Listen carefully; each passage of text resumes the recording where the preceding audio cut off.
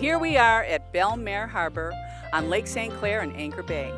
This is the place to come for the summer months to enjoy your lives on the waterway with your family, your friends, with a whole lot of excitement and activity. This is an upgrade from last year. There's all kinds of improvements. There's been investments. We have new things to see. And I'm going to introduce Mr. Eric Foster, the man in charge, the owner, and the man in the know. And here we have Eric Foster, the man in the know, the proprietor, the one that knows about all the wonderful things that are going on inside Belle Maer this year. Tell us about the updates. Well, thank you, Bunny. I'm glad that you came again this year. I just wanted to let you know this is actually my 30th season, so I've been here a long time now. Time flies. That's wonderful. Yes, but since you were here last year, right before the season began, we had about $1,250,000 worth of construction going on. And we finished all that since that point in time. And that included, we did 2 bathhouses where we completely renovated the bathhouses so that we had new dividers, we had new tile floor, we had granite countertops. We saw that in the making. Yeah, and we had the privacy shower areas that we didn't have before, and we had air conditioning, which we never had before, which is a big thing when it gets hot in the summertime. I'll bet. So that was well received by our boaters. We also added 2 buildings for heated winter storage, and one was a conversion, building number 5. In essence, from the girders out, we replaced that building with new siding, new sheeting. Then the new one that we did was back to building number 8, and I believe when we saw that last year, they had just gotten the girders up, and we're just starting on the siding. That one has been completed. It's about a 15,500 square foot building. Oh. And next to that, we've got the storage yard, which is one of the things that makes Belle Maer a little bit different. Although we are a full-service marina, as you see from the sign, we've got the services all here. But what we do is we try to keep all the boats off land, you know, during the summertime.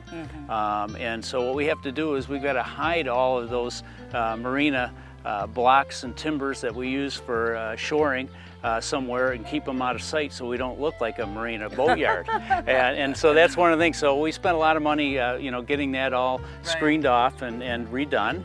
And then the last thing we did was the bridge, and what we had to do there, the bridge is 25 years old, and so we replaced the approaches on both sides to the bridge, and we also added some screening to the fencing. We just thought that might be a good thing to do from a safety standpoint, because if people are looking out to the water, they may go over the yellow line, or some of them actually stop and look. So we kind of took that away from them, and I think we have a safer situation coming and going over the bridge. Absolutely. We're an island here, which I don't think most people understand. The only way in and out by car is over that bridge. Right. So there is a lot of activity going to and from over that bridge. But it also helps us from the standpoint of security. Since that is the only entryway into the marina. And then we have right over here, we have our guard shack, which has a 24-hour security service in it. So, you know, we're open to our members and their invited guests. You know, that's the way we run it. So it's a quasi club from that standpoint. Oh, that's really neat. Yes. That's really nice. Yeah, it makes everybody good and secure. Yep. Now, you consider yourself to be a docominium. Is that what you call yourself? No, we have a docominium inside the marina.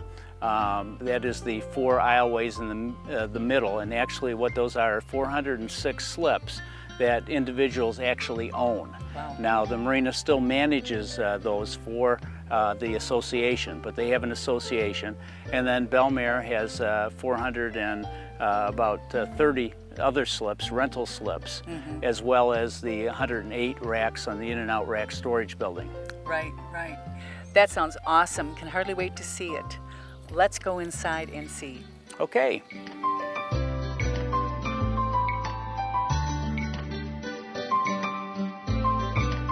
I can't believe what they just did with that big, what do you call that truck that lifted? Yeah, it's a forklift. It's a Wiggins forklift. And what it does is it can go up high, obviously, if Yeah. we build, and then it also has to drop negatively into the water. Now that was a 32-foot boat that they took out, and that's basically the largest boat that we can have in here. We'll put a 32-foot on the bottom racks, but that's kind of our limit. So we have boats in here from probably 16 feet to 32 feet. Unbelievable. Now, how do you, considering the situation here, the way you have this all racked up and everything, how is this better than having everything down?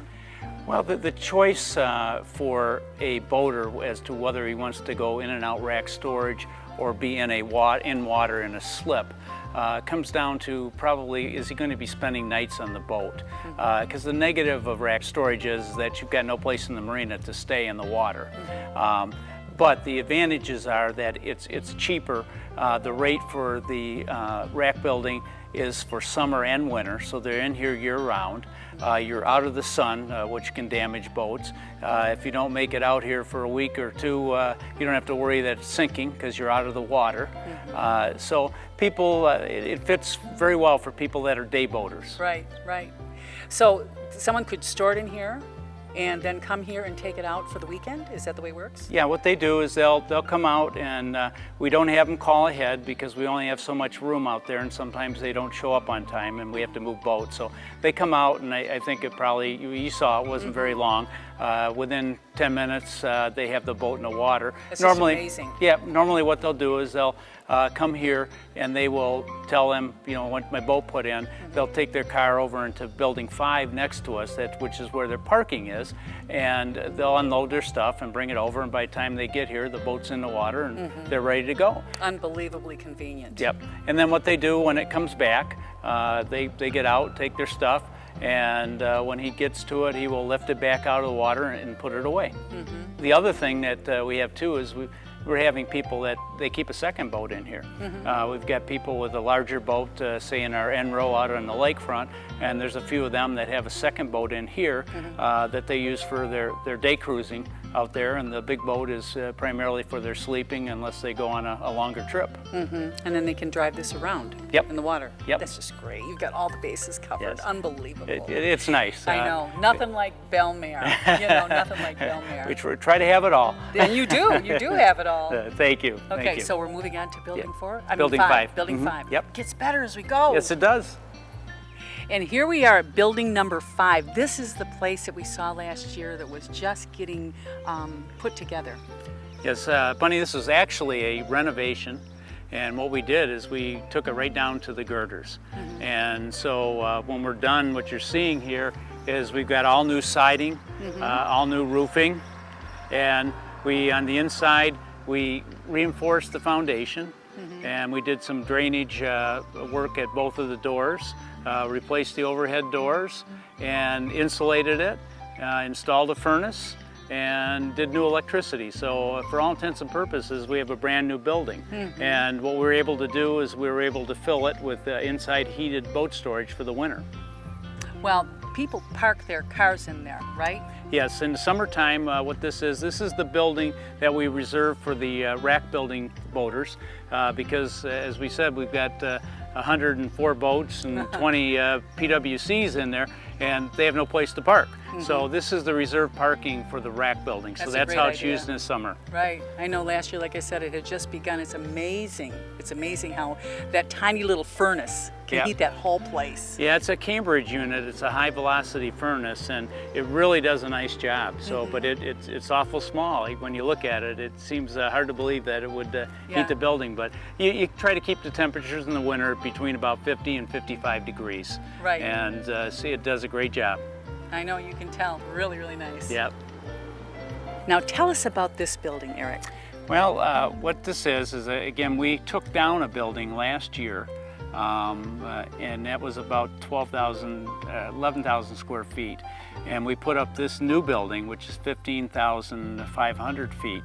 And the advantage of putting up a new building is, we'll see when we go inside, that we were able to maintain the same height all the way through. The eaves are as high as the door opening. So in some of the other buildings, as you go to the side, it's a pitched roof, so it gets lower and lower the amount of clearance. So that ended up being you know, really nice. So we put up a much larger building to kind of maximize the space that we had. And with the new style, it's easier for us to put big boats in there. The other thing we did is, this is the storage yard, and this is one of the things that's very important to us in trying to keep with our concept of the floating cottage, the resort. We want to be a full-service marina, but we don't want to look like a marina yard. The only way to accomplish that is, these are the timbers and blocks that we need to store for each winter. They are used, and then summertime they aren't. So what we did is, we came off, and this time we cemented this out here, and we ended up with the fencing that they can lift out and put aside so that they can bring a forklift in to get the beams out and get the blocks out. So this is very important to us right now during the week while they're still working. We got parts of it open. By the weekend, it's all closed up. So when they come by and drive by, all they see is the screened fence. So it works out well for us. Another safety feature. Yes, it is. Yes, it is. This building is absolutely amazing. Okay, tell us about this one. It's unbelievably huge. Yeah, and really this is just half of it, because that firewall divides it in half, and there's another building exactly the same on the other side. But what was nice here, as I was saying outside by the storage yard, is with that building, we've got, with that door, we've got a 26-foot clearance. And the nice part about this building is, even when you go over to the eaves, to the corners, you still have 26 feet. So whenever our guys bring a boat under the door, they know they get free clearance anywhere inside the building. You don't have to worry about as they go to the sidewalls. But yeah, we were able to fill this absolutely no problem last year. And you were bringing up I think they did the girders in this thing in, you know, like 2-3 weeks. They had all the girders up, and then they were doing the siding. But it was amazing how fast the one building went down and this one went up. Again here, we've got one furnace on each side, which looks like it's, you know, way underpowered, but they work great. You know, we actually put some thermometers on the timbers of the boats that were stored in here, thinking that was the lowest area, and we found from back to front there was no more than like 2 degrees difference. So my harbor master, Jim Krause, was just amazed, because he just couldn't fathom in his mind that that would have a consistent temperature once you get all those boats blocking that high velocity blower. But, well, that is a hard thing to fathom. It is. Right. You look at that and you go, no way. But, I know. But it worked great. You know, like you say, you want to get 50 to 55 degrees, and the people that were in here were very, very happy. You know, it's got nice lighting, and got them out of the wind and the snow, and so they were very happy. And then the other thing that was kind of a surprise to us, because when we put up the building, we thought we were just going to have one door. It was going to be one big building. But I guess we got caught on the fire code that with this size building, we either had to have a firewall in there, or we had to bring in a sprinkler system. It was much less expensive to do the firewall, so we ended up with 2 doors. A little bit of a negative on winter storage, because as you get to the doors, you lose a little bit of space trying to, you know, get the boats to move sideways and all. However, what it did do for us is it gave us this big area for events. For instance, every Saturday night, we have Saturday night at the movies. That's our stand really there. cool. Yeah. And we use the white wall as the screen. And we've set up with 4 speakers in here, and it turned out very nice. We also last year had the hoedown and chili cook-off in here. At the end of September, we you know, hooked up to cable, and we showed a Lions game in here and called it our haul out and tailgate party. So we had some food. So it's worked out very well for us. Right, you use every little bit of space everywhere in this place for something new and different and good. We do, and on the other side, we have some boats that, you know, we got one gentleman that's out of the country for 3 years. You know, we get some boats that, you know, have to stay on land for whatever reason like that. And so on the other side, we use that to store boats or maybe some of our equipment. You know, again, just keeping it out of sight, you know, making sure that we look like a park and not a marina boatyard. Right. So we use both sections, and the people have been very happy because we've been able to do more events. If it rains, it doesn't matter. Even if we've planned something outside, most of the time we can move it inside, right, you know, in case of rain. So, you know, if you put on all that work, you want to make sure that it goes off. So, Right. now we have a way of doing it. Yeah, well, like Yep. I said, you have everything at Belle Maer. Thank you. We really try. Let's keep going. Okay. Last year, this was just being sketched in when we visited and recorded. Yeah, what we did is it's a complete renovation, and we actually changed where the entrances were. We went from a side to a front entrance for both of them. And then inside, we ended up with a new tile floor, all new black dividers, privacy dividers, a granite countertop, new mirrors. We went with a heat pump, so now we have not only heat, but we have air conditioning, which we never had before. So the customers were obviously very happy to have air conditioning during the summertime. Yeah. The other big thing that they really liked is we did not have privacy changing areas in front of each shower.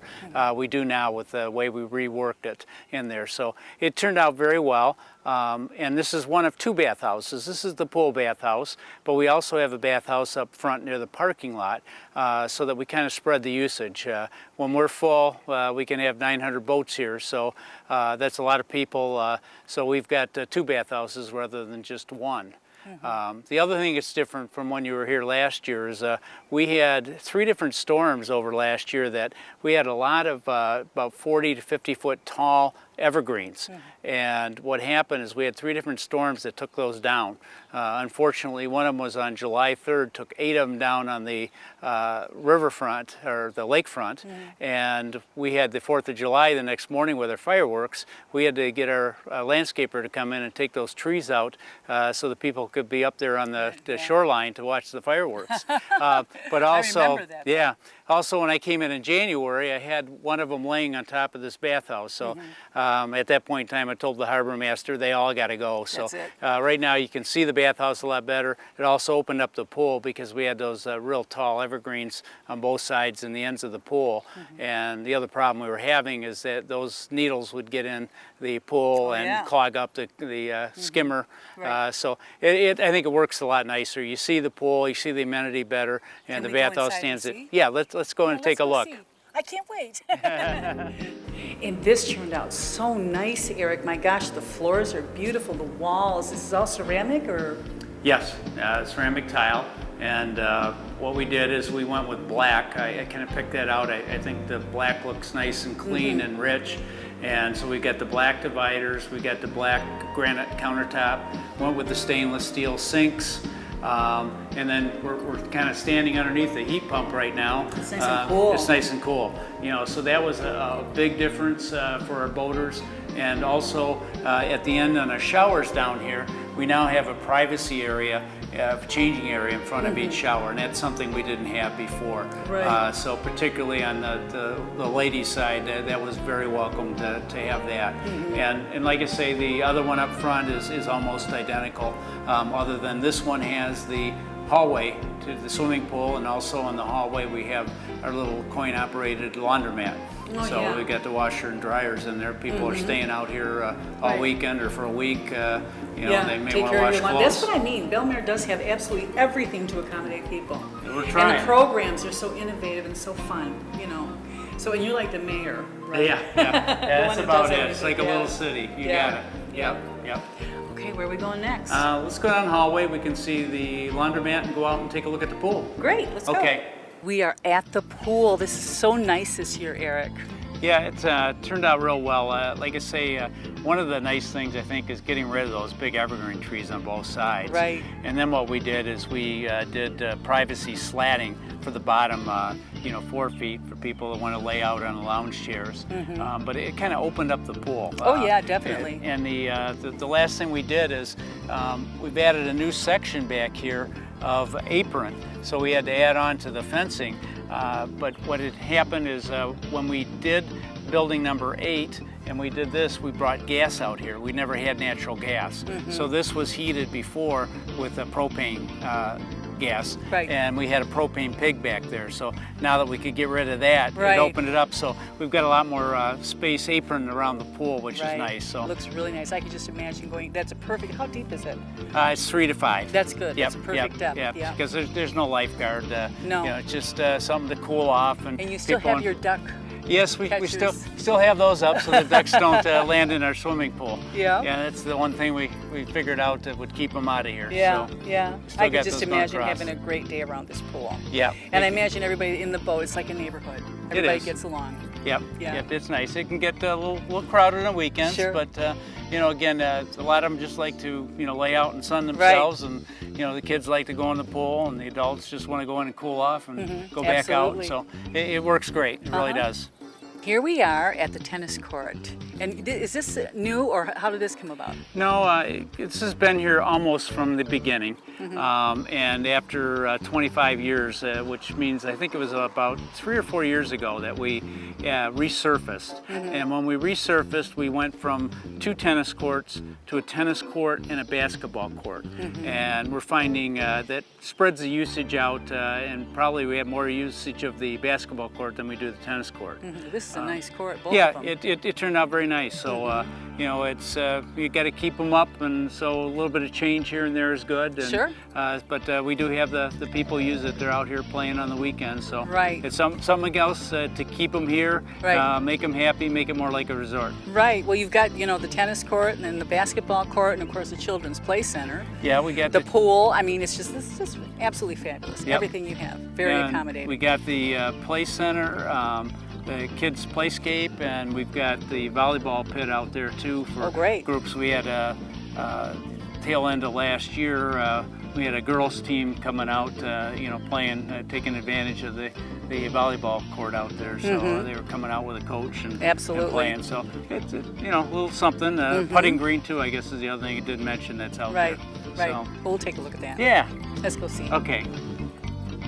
This is the waterfall, Eric. It's beautiful.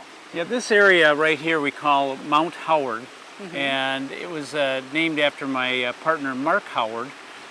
We just used it in the office, but Mark died back in 2003, and I actually had a little monument set up here to Mark because I just made it formal that it's dedicated as Mount Howard.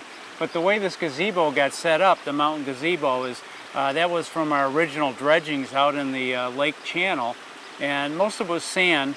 And what Mark decided to do was to pile it up and terrace it off and put the gazebo up there. So we've got this here, we've got Mark's monument, and then the other side there are a lot of wedding pictures that are taken.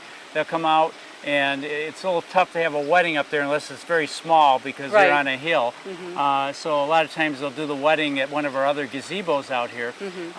But a lot of times they'll take the wedding pictures with the flowered stairwell going up, right. and they'll do that. Well, we're going to look at that, right? Yes, we'll go to the Okay. other side and take Let's a look. go take a look.